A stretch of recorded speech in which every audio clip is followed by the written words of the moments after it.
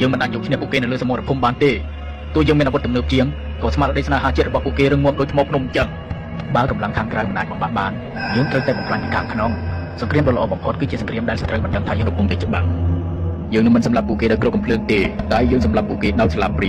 យើងនឹងបញ្ចេញសារធាតុគីមីពិសេសម្យ៉ាងដែលផ្សំក្នុងចំណីអាហារភេសជ្ជៈនិងបង្អែមដែលមានតម្លៃថោកនិងមានរូបរាងទាក់ទាញសារធាតុនេះនឹងមិនសម្លាប់មនុស្សភ្លាមៗទេតែវាជ្រាបចូលយឺតៗបំផ្លាញទៅខាងក្នុងបន្តិចម្ដងទី1វាបំផ្លាញសតិបញ្ញាសារធាតុគីមីនឹងជ្រាបចូលទៅក្នុងប្រព័ន្ធប្រសាទប្រសាទបំផ្លាញកោសិកាខួរក្បាលយឺតៗជាពិសេសចំពោះកុមារពួកគេនឹងក្លាយជាមនុស្សចំនួនក្រោយដែលខ្សោយសតិបញ្ញានិងរៀនមិនចូលគិតក៏មិនបានវែងឆ្ងាយទី2បំផ្លាញសុខភាពសារធាតុនេះនឹងធ្វើឲ្យប្រព័ន្ធការពាររាងកាយចុះខ្សោយងាយនឹងកាត់ជំងឺប្លែកៗជំងឺមហារីកនិងជំងឺរ៉ាំរ៉ៃផ្សេង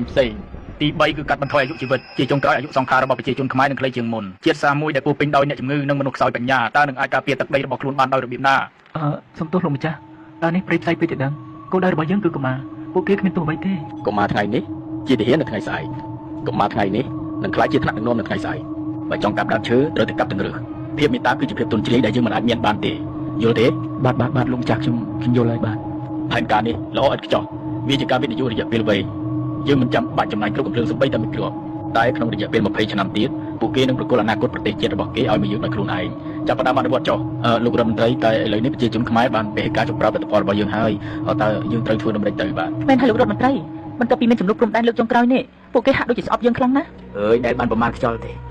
េបើគេចេះឈឺចាប់យូរម្ល៉េះទឹកដីរបស់គេមិនបានមកដល់យើងច្រើនដល់ម្លឹកដែរខ្មែរជាជាតិសាសន៍មួយដែលឆាប់ភ្លេចការតាំងចិត្តរបស់ពួកគេមិនខុសពីភ្លើងចម្បាំងនោះទេឯងចាំមើលចុះយ៉ាងច្រើន6ខែទៅ1ឆ្នាំនៅពេលដែលបញ្ហាព្រំដែនស្ងប់ស្ងាត់ទំនុំរបស់ពួកគេក៏រលាយដែរហើយពួកគេនឹងនឹកឃើញរសជាតិទំនិញរបស់យើងមិនខានពេលនោះហើយគឺជាឱកាសរបស់យើង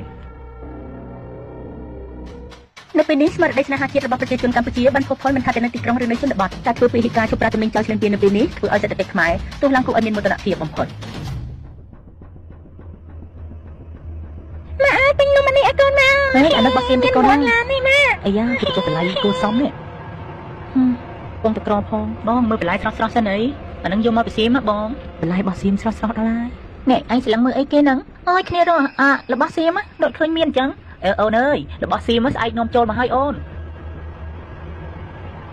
បងឲ្យបានថៃចូលស្តុកនៅបងមានអូនមានទៅមកពីម្សិលមិញនឹងអញអូនអូយមានបញ្ចុះតម្លៃពិសេសហើយមានរង្វាន់ទៀតណាអូន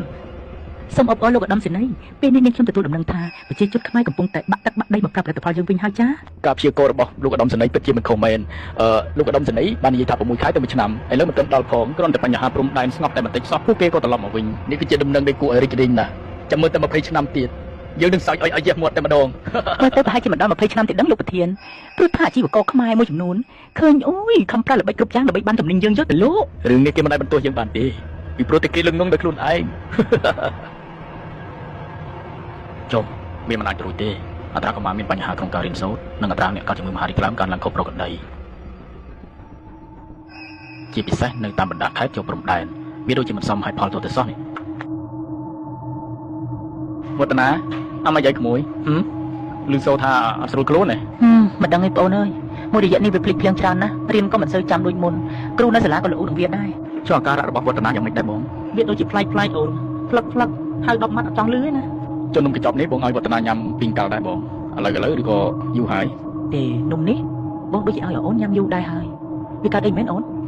ខ្ញុំគិតថាលោកគ្រូពេទ្យវិចិត្រក៏ទិនអាស្រាំស្លាវពេករឿងក្មួយលោកគ្រូឈឺជួនកាលវាគ្រាន់តែជាជំងឺកាត់ឡើងទៅតាមរដូវកាលតែប៉ុណ្ណោះខ្ញុំនៅតែជឿជាក់ថាបញ្ហាខុសប្រក្រតីខាងលើនេះគឺបណ្ដាលមកពីចំណីអាហារដែលយើងនាំចូលមកនឹងឯងរឿងនេះមិនមែនជារឿងតូចតាចទេលោកវិចិត្រជួនកាលវាអាចធ្វើឲ្យប៉ះពាល់ទំនាក់ទំនងការទូតជាថ្មីក៏ថាបានដែរណាខ្ញុំដឹងលោកប្រធានក៏ប៉ុន្តែនេះគឺជាអាយុជីវិតរបស់ប្រជាជននិងជាអនាគតរបស់កូនចៅយើងចំនួនក្រោយលោកប្រធានឥឡូវអញ្ចេះលោកទៅរកផតតាំងឲ្យបានសិនមកណាទៅរកផតតាំងឲ្យបានសិនមកហើយចាំមកជួបខ្ញុំអូខេបាទលោកប្រធានបាទអរគុណលោកប្រធាន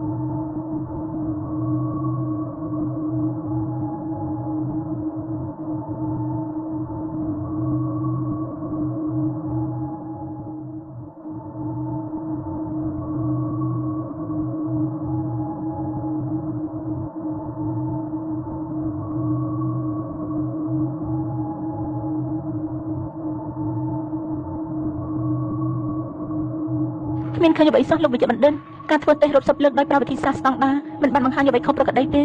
សំណាក់ទាំងអស់ស្អាតតាមបច្ចេកទេសប៉ុន្តែនាងខ្ញុំអស់លទ្ធភាពហើយលោកគ្រូពេទ្យ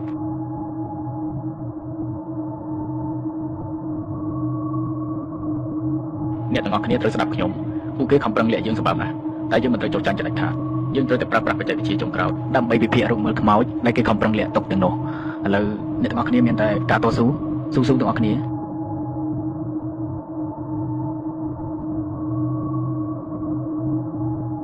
អ្នកទាំងអស់គ្នានេះហើយគឺជាអាវុធជីវសាស្ត្រដែលកំពុងតែសង្ងំលាក់ខ្លួនបំផ្លាញអាយុជីវិតរបស់ប្រជាជនយើងណា ព្រះអើយវាគួរខ្លាចណាស់ សារធាតុនេះមិនមាននៅក្នុងបញ្ជីសារធាតុគីមីសកលទេរចនាសម្ព័ន្ធម៉ូលេគុលរបស់វាត្រូវបានរចនាឡើងយ៉ាងប៉ិនប្រសប់ពួកយើងទាំងអស់គ្នារៀបចំឯកសារដើម្បីបញ្ជូនទៅថ្នាក់លើនេះមិនត្រឹមតែជាបញ្ហាសុខភាពសាធារណៈធម្មតាទេនេះគឺជាការប្រកាសសង្គ្រាមដោយគ្មានផ្សែង ត្រឹមត្រូវណាស់លោកប្រធានយើងមិនអាចបណ្តែតបណ្ដោយបានជាដាច់ខាត លោកគ្រូពេទ្យជាវិជ្ជាសូមលោកធ្វើសន្និសីទកសែតមួយជាបន្ទាន់បាទលោកប្រធានបាទអរគុណលោកប្រធានបងប្អូនខ្មែរជាទីគោរពសត្រូវមិនដែលឈប់ចង់បានទឹកដីយើងទេពេលនេះសមរភូមិបានផ្លាស់ប្ដូរពីព្រំដែនមកដល់ចានបាយនៅក្នុងផ្ទះរបស់យើងម្នាក់ហើយពួកគេចង់ឲ្យកូនយើងល្ងងខ្លៅចង់ឲ្យយើងខ្សោយនិងស្លាប់មុនអាយុសូមបងប្អូនមេត្តាប្រុងប្រយ័ត្នកុំលោភលន់នឹងរបស់តម្លៃថោករហូតភ្លេចគិតពីសុខភាពនិងអនាគតកូនចៅសូមងាកមកគ្រប់គ្រងផលិតផលខ្មែរបន្លែត្រីសាច់ដែលដាំដុះដោយកសិករខ្មែរអាចមិនមានសម្បកវិខ្ចប់ស្អាតតែវាមានសុវត្ថិភាពនិងពោពេញទៅដោយសេចក្តីស្រឡាញ់របស់ជនរួមជាតិយើងកម្លាំងរបស់ជាតិគឺស្ថិតនៅលើសុខភាពនិងបញ្ញាញាណរបស់ប្រជាជនកុំឲ្យសត្រូវឈ្នះសង្គ្រាមដោយសារតែការធ្វើប្រហែសរបស់យើងនៅលើចានបាយឡើយហើយដឹងស្អីទេផ្សាយខ្ញុំញ៉ាំអាហារថៃមួយជីវិតឯងឃើញមានកាត់អីផងអើយនេះឯងនោះទល់តែឃើញក្តាមឈូបានស្រក់ទឹកភ្នែកអ្នកអើយខ្ញុំទៅផ្សារទិញបានអីវ៉ាន់ថៃច្រើនណាស់ថ្ងៃនេះហ៎អូគេចូលស្តុកថ្មីឯនេះ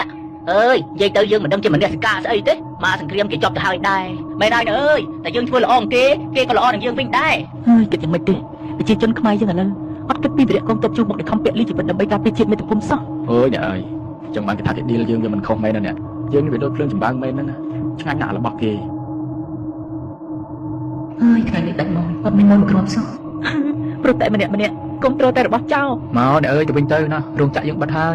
មិនហើយតោះទៅវិញទៅទោះបីជាយើងនៅក្នុងរោងចក្រយើងមិនបានបើកវិញដែរ The number of infected people has increased significantly.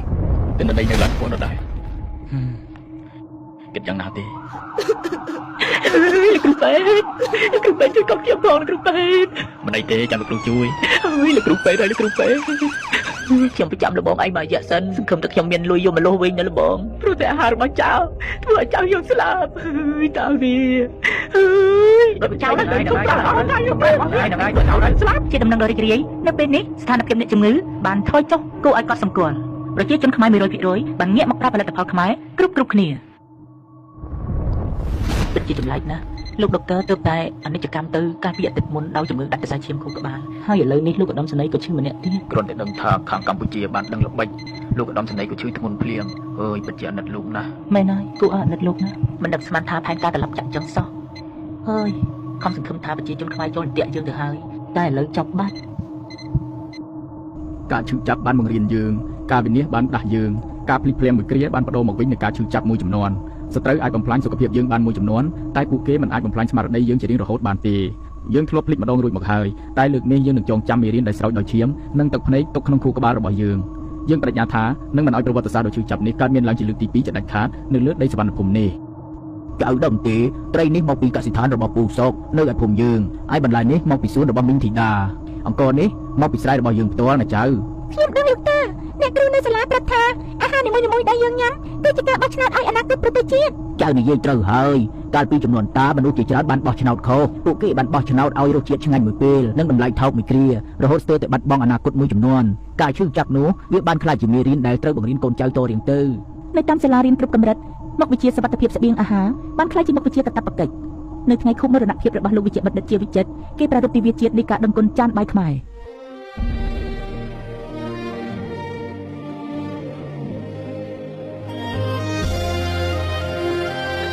រឿងរ៉ាវនៃសង្គ្រាមត្រជាក់លើចានបាយមិនមែនគ្រាន់តែជាប្រវត្តិសាស្ត្រនៅក្នុងសៀវភៅទេតែវាបានក្លាយជាផ្នែកមួយនៃឈាមជ័ររបស់ខ្មែរចំនួនថ្មីពួកគេយល់យ៉ាងច្បាស់ថាការការពារព្រំដែនពិតប្រាកដគឺចាប់ផ្ដើមពីចានបាយនៅក្នុងផ្ទះរបស់ពួកគេម្នាក់ៗ